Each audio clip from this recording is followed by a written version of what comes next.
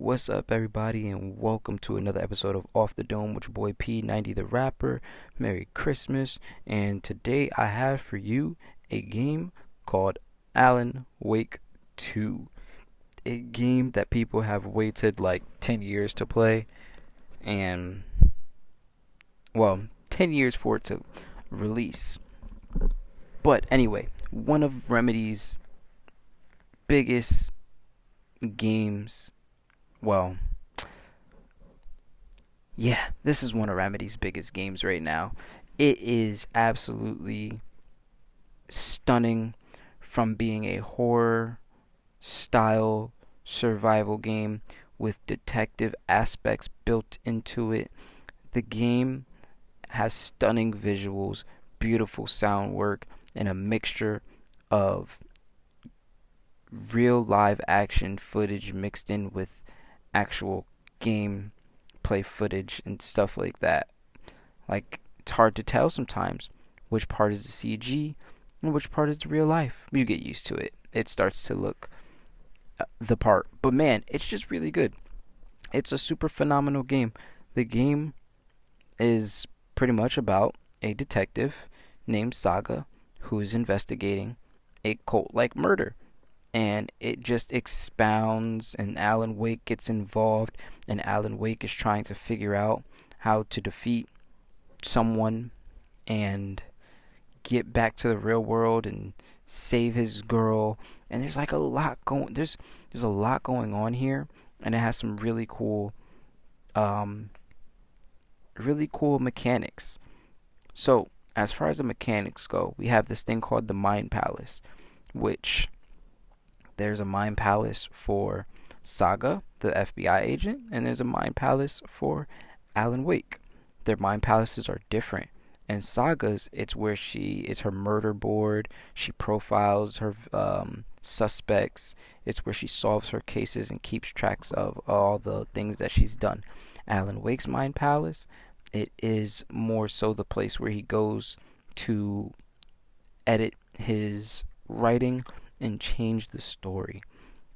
This is done so well, although sometimes Alan Wake's Mind Palace can get a little tedious because you have to go back there a couple times and do it like 4 times. Like, there's this one scene with a train, and you pretty much I think it's actually where we're fighting in this nah, that's a different place. Sorry. But it's just like sometimes it can get a little tedious. You just want to get back to the action and stuff, but you do have to do a little bit of detective work on these boards. Sagas, it's pretty neat because you can go the whole game, almost the whole game, without using her board unless you need to profile or unless it's a mandatory murder board piece that you have to fill. Otherwise, if you do a lot of stuff, it'll just automatically fill once you get close to the end of the case. The only thing is, you might miss some stuff if you're trying to 100%. If you don't utilize the murder board fully, the game is gruesome. The game is fear-inducing, and it is one of the coolest games that I have played this year. I love the connection that it's just building on, and they updated the game to give us something called the final draft. And the final draft ties into what the end of the game is. So technically, you should, if you care about this game's story, although only the ending's a little bit different, it's like an extra minute of ending, you should play the game twice, because the last thing that he says to Saga is very important to the reason why there are 2 playthroughs, and the other playthrough just being more so of an extension in a sense.